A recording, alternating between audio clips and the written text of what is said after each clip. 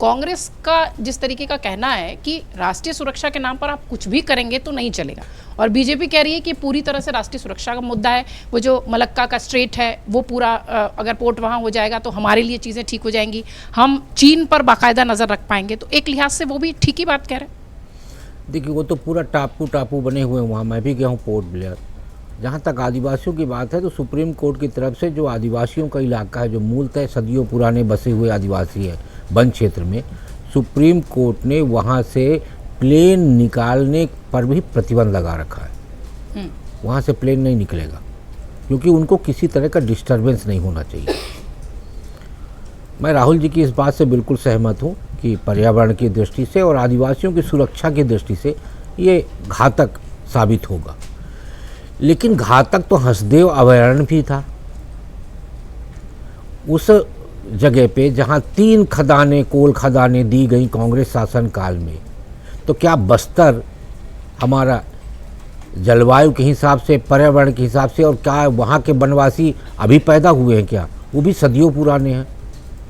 2010 में यूपीए सरकार ने उसको नो गो जोन घोषित किया, उस इलाके को, बस्तर के। और 2015 में राहुल गांधी जब प्रचार करने गए तो उन्होंने वनवासियों के साथ बैठ के ये प्रॉमिस किया कि वो इस प्रोजेक्ट को नहीं होने देंगे, आप उनकी सरकार बनवाइए।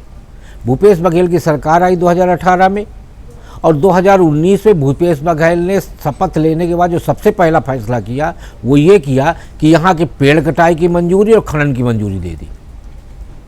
उसके बाद फिर आंदोलन हुआ। तो सवाल इस बात का है ना कि आप 2 तरह की बातें लेके नहीं चल सकते।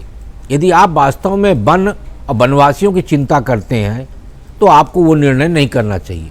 कैम्ब्रिज यूनिवर्सिटी में वही हंसदेव अभयारण्य का प्रश्न पूछा गया बच्चों की तरफ से, तो उन्होंने कहा मैं पार्टी से इस बारे में चर्चा करूंगा। आपको जवाब देना चाहिए। तो आज निकोबार प्रोजेक्ट में सरकार सही कर रही है, गलत कर रही, ये प्रश्न उठाना नेता प्रतिपक्ष के तौर पे राहुल गांधी का बिल्कुल मैं जायज मानता हूँ। लेकिन लड़ाई लड़ते समय आपको ये देखना पड़ेगा कि आपकी स्पीड बराबर होनी चाहिए, बार बार गियर नहीं बदलना चाहिए। यदि आप बार बार गियर बदलेंगे तो बैठी हुई सवारी के मन में आशंका आएगी, चलाने आता है कि नहीं।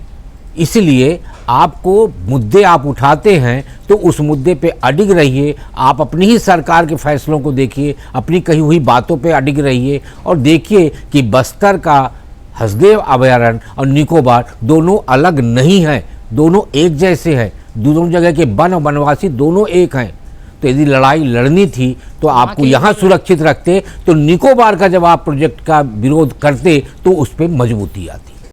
अगर आप ये वीडियो YouTube पर देख रहे हैं तो हमारे चैनल को सब्सक्राइब कर बेल आइकन दबाएं, और Facebook पर देख रहे हैं तो हमारे पेज को लाइक करें।